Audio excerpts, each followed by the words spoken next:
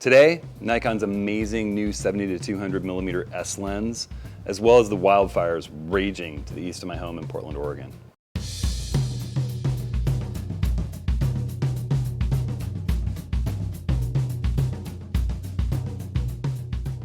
Well, hey everybody, welcome to this week's Approaching the Scene. I'm Hudson.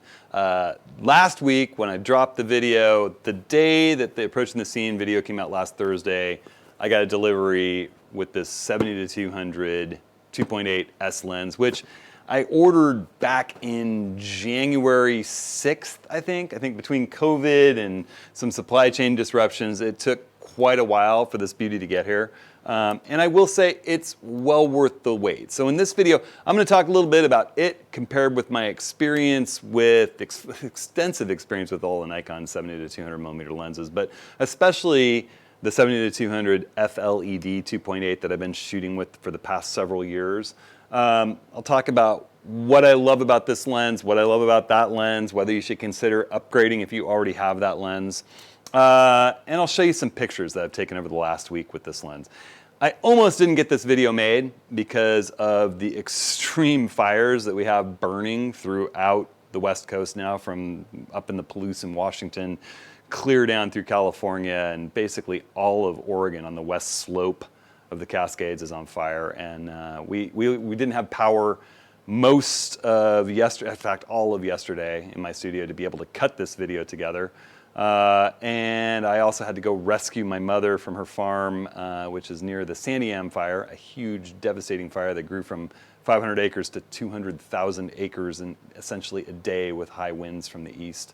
I've got a lot of family here who live out closer to the mountains and are under evacuation orders. So our house is filled, and it's a pretty crazy stuff. So I'll take you on just a few quick shots that I took with my Nikon Z50 on the road into the fire zone to grab my mom, to show you what it's like driving into that big a conflagration. All right, and you know, for anybody who's been watching these videos, you know you can just scrub along the timeline and pick the part of the video that you want to watch if you're watching it on your computer. We've got a clickable timeline with chapters. There's also a table of contents. If you click on the video's description or show more, depending on your platform, you can jump in and there's an index table of contents by time code with the different subjects. So you can jump to whatever part of this video you'd like to see. And along with that, in the video description under show more, you'll see product links to all the stuff that I talk about, including this amazing lens and the 70-200 FLED, which is also a great lens for you DSLR shooters, or even for people that have it on the Nikon cameras. We'll talk about that in a second. So I've got all kinds of stuff in there. Check out the product, the description, jump to wherever you want to go. Thanks so much to everybody who's been watching these videos and making this series of videos, this Approaching the Scene series, into what it is. It's really driven by your content requests, your questions. When you sign up for office hours and put a question in for the group meeting, the free meetings that we hold on Tuesday mornings. We're doing one this Tuesday, what is it, September 15th, with Ben Long, which Ben Long is amazing. For anybody who knows him, who's watched lynda.com or LinkedIn training, he's an epic photo educator, a super interesting guy. Amazingly cool. He's got a new book coming out, The Practice of Photography. We're going to talk about the essential nature of practice. So sign up for that. You can go to my office hours webpage, hudsonhenry.com/office hours. You can sign up for free to join via Zoom, or you can watch it on YouTube Live. And you can submit a question for us to tackle. And really, your questions, your comments on the YouTube channel and your emails drive the content of this channel. So stay engaged, keep talking with me, let me know what you want to know more about, and that's the direction that we'll head. So let's jump in, let's talk about this lens, and let's look at some of the crazy fire imagery from my mom's farm on my rescue mission. So, oh, you know, one thing I'll say about this lens before I jump in, I'll say a couple of really cool things just physically about it. It may seem sort of gimmicky to the uninitiated, but this little digital readout window shows several different displays. You can display aperture, you can display focal length, or you can display focus distance. And I love the focus distance scale. Also, as you stop down aperture, there's a little line that runs along the distance scale, the focus distance scale, that shows you a depth of field that's in focus. And so you can hit hyperfocal distance just by bringing infinity into that line and stopping down. You can hit your hyperfocal distance at whatever aperture you're at really, really easily. Maybe a little less useful with a 70 to 200, but I can certainly see when the 14 to 24 comes out that I'm going to love that. And I know I've played with it on the 24 to 70, and it's quite an amazing, amazing addition to a lens. Along with the 2 programmable function buttons, I absolutely love that with this lens because you're often shooting action and you want to change modes. Say you're in automatic area focus, autofocus area mode, which is my sort of preferred mode for working with these Z cameras. You can program this function 2 button that's right by the zoom ring so that it activates tracking and deactivates tracking. So no more moving your fingers around that you want to be using on the autofocus button and shooting or holding the lens. You've also got another function button back here that you can program, and I like to program that to change autofocus modes. So with one dial I change the area mode, with the other dial I change the autofocus mode. Super handy. It's just right there, a thumb's reach away. So it's definitely cool physically. It's a great build quality, feels wonderful. It's slightly longer than the FLED. The weight and size aren't that much different, but when you put the FLED on the FTZ adapter for the mirrorless, it's much longer. So now this fits in my lens holster that before with the FLED it didn't. So it's nice. It's smaller on the Z camera, not of course any smaller than this lens on a DSLR, and then the FLED on a DSLR. All right, so let's jump in, let's have a look. I'll show you some of my favorite images. This is my little girl Pepper in my yard at 2.0, and I can tell you this lens is sharp, sharp, sharp, sharp. This is at f2.8 ISO 500. All these images are from Nikon Z7, every single image shot with this lens. And I'll do some comparison shots between the 70 to 200s, the FLED and this lens. But just, you know, it's just got a wonderful, sharp way of rendering the world. I love the out of focus details here. This is f3.5, that was f2.8. Here's an f4 shot of a chicken on my mom's farm. Just kind of doing a close-up and blurring some clutter that's on the porch area actually on my mom's farm. Remember these shots from my mom's farm because we're gonna look at it again just a few days later while the fires were threatening it and we had to evacuate her from it. So remember what it looked like outside there. There's my boy Pike with an egg that chicken had just laid at f3.5 here. Beautiful, nice close-up. It lets you get nice and close with portraits. The eye detect autofocus combined with this lens is just lightning fast and razor accurate. Here, here's 1600 ISO inside the house on the Z7. You've got a bit of noise, but you can tell it nailed that eye focus of my little boy Pike with my mom. It's just, it has a wonderful, wonderful way of rendering images. It's sharp, it's nice edge to edge. The out of focus details, you know, they're not as beautiful as my 105 1.4, but it's a 70 to 200 zoom and it's a 2.8. So I had them run around the yard. I did some tests. Here's the old FLED, and it's you know, it's a nice sharp lens. Let's have a look. It's good and sharp, but at about the same focus distance with the new lens, everything I was looking at is a little bit sharper. We can see he needs to get an eye booger out of his eye. And I haven't touched, these photos are not a slider has been touched. These are just straight out of the camera raw files. You know, here's a close-up shot. How close can you focus with both? This is with the old FLED DSLR lens on the FTZ adapter on the Z7. Here's the new lens, pretty darned equivalent. I'm hand holding so I didn't put them perfectly.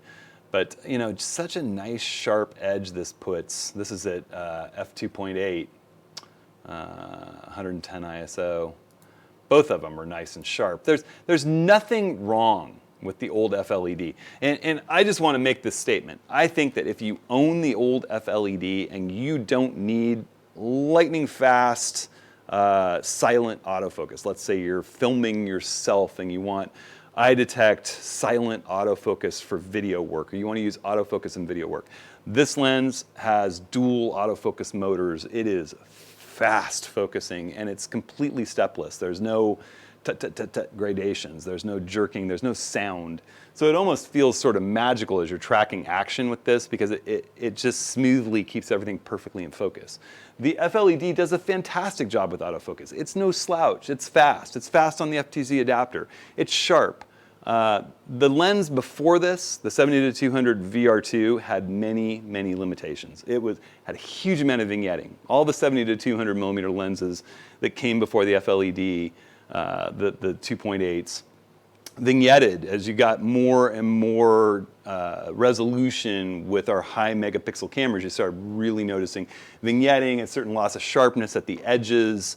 The FLED cured that. The other thing that the FLED came out and cured was a tremendous amount of focus breathing that you had in the old 70-200. So, you know, if you don't know what focus breathing is, check out my gear course. It's about to be released if it hasn't released already, or if you're in On OnePlus, it's there.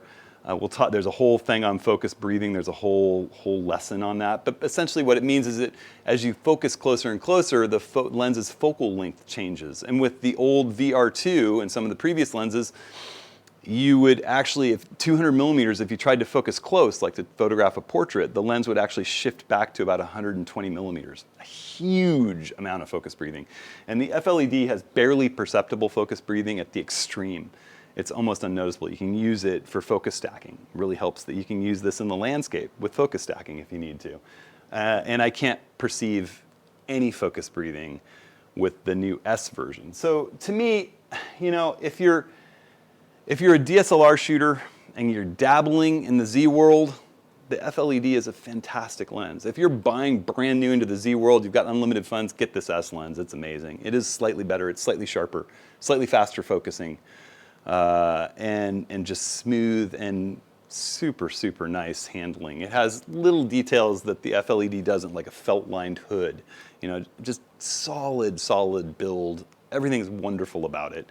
But if you already have the FLED and you've been shooting with it and enjoying it, it's not light years ahead. It's an incremental change for the better in an already spectacular lens. So that's my advice. If you have the 70-200 FLED and you're happy with it, you don't even need to try the S lens. It's just going to make you want it.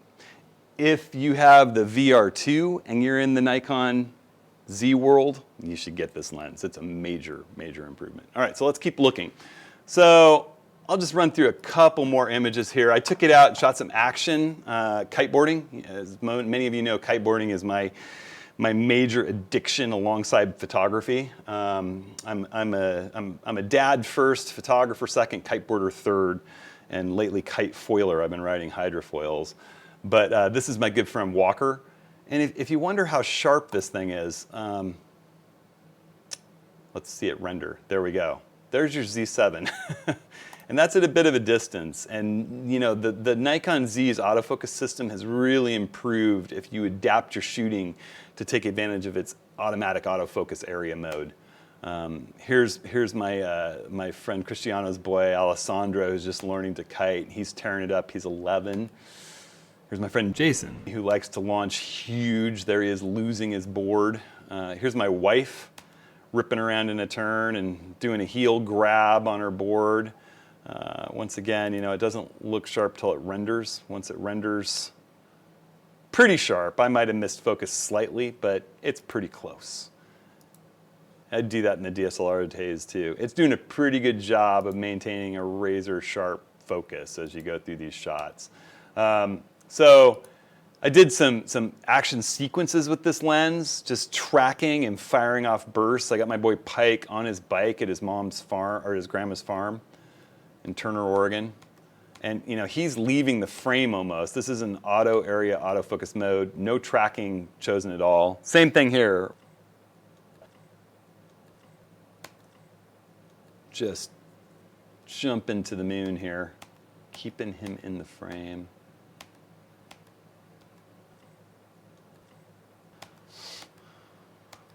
Walker. So anybody that thinks you can't shoot action with a Z camera, maybe read the original reviews before they did their autofocus firmware updates, not necessarily so. You just have to adapt your shooting. Dynamic area focus mode is not necessarily the way to go. I'm going to do a whole video that updates my thoughts on autofocusing with the Z cameras. I've been getting great results, as I think you can see there. So taking a look here, this is the last image that I've got with this, well, a couple more, but this is with the 70 to 200. I'll set this backstory. It was Monday night, we went out biking with the kids, and we went on this Rails to Trail project kind of on the edge of the Coast Range just to the west of Portland. There's a 23-mile trail that's on old narrow gauge railroad tracks that goes over a bunch of trestles, and we picked one with a big tall trestle for the kids to enjoy and rode about 4 miles up this grade with them. I had my little girl Pepper on my bike in front of me holding the handlebars, and a special little saddle I have rigged, and my boy was riding his 16-inch pedal bike. He's really ripping it up. And then we rode back down the grade to the van, and when we got to the van, everything had changed. When we came out of the woods, it was just, the smoke was filling the air. We knew there was a big windstorm coming. We knew the fire danger was extreme, but these fires had blown up, particularly one that's just east of my mother's house in Turner, Oregon, that was 500 acres up on the Santiam River, and it exploded to over 200,000 acres in about 30 hours with this 70-mile-an-hour east warm wind event. And so when we came out, this was the sunset that greeted us. You could just barely see the sun, but it gave me a good chance to show there's not much fringing or problems shooting into backlight and extreme contrast edges with that new 70-200 S lens. This is at f2.8. You know, here's how smoky it was when we came out into the farmland below where we'd taken off on our bike ride. Here's Pike taking a picture with his little camera. He's actually taking really good photos with that little thing. It's adorable. But you can see the wind. It was, you know, we were having 50, 60 mile an hour gusts as we came out of the woods. You couldn't even feel them. We were in deep woods, but then boom, the wind hit. And then, you know, I started tracking where is this storm and what's happening with it. And it became clear that my mother's farm and my aunt's home on the Clackamas River were both in danger. And we got my aunt to come out. She spent the night in our home. And we got my mom. I went down to get my mother on the farm with her dog, and her neighbors were helping round up the animals and get them to a shelter in the Oregon State Fairgrounds. My mom has sheep, they have horses. So here are just a few scenes. I have my little Nikon Z50, the perfect camera to have on your lap on a drive through a fire zone. And I was really engaged on getting in there, getting my mom, and getting back out. They were on an evacuation notice. It hadn't gone to go yet, but it was time to get my mom out of there. So this is driving down I-5 into the beginning of the smoke. Up in Portland, we were lucky. The way the winds were blowing, the smoke actually kind of cleared out on Monday night, and it was clear over us with a visible smoke line in the distance. But this was driving south on I-5, just south of Portland, maybe 10 miles south of Portland, kind of going into it. And here's what the freeway looked like. I have a little bit of video of driving through Salem to go get my mom. I mean, this is 3 o'clock in the afternoon on a beautiful blue sky fall day, except for the fire. But the neighbors had helped my mom get the irrigation set, and we were running irrigation upwind of her home to try to just soak the field as we took off. But you can see how dry everything is. It hasn't rained for a while. It's early September. We have all the August dryness, and this is a dry, humid, hot wind blowing statewide from the east with all those fires coming down out of the mountains into farmland.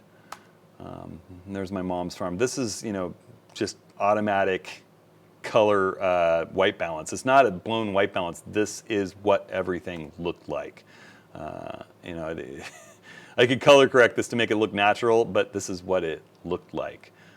It's a pretty insane scene. So for any of you that are here in the Northwest, listen to the evacuation orders. I hope that you find shelter. I hope that you're safe. For anybody anywhere in the West with these fires, it seems as if this year just has one disaster after another disaster after another disaster. So let's all hurry 2021 along and hope that it's a better year all the way around. But to kind of close things up, you know, the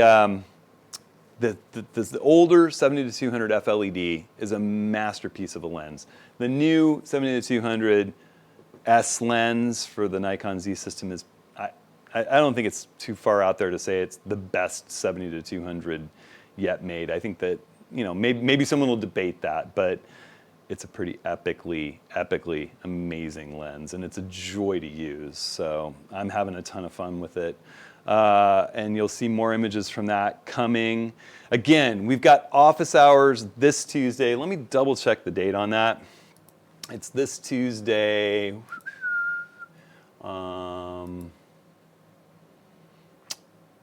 Yep, the 15th. So Tuesday the 15th, Ben Long, 10 a.m., Rick LePage, Ben Long and I talking about practice and taking your questions and discussions. Sign up for that at hudsonhenry.com/office hours.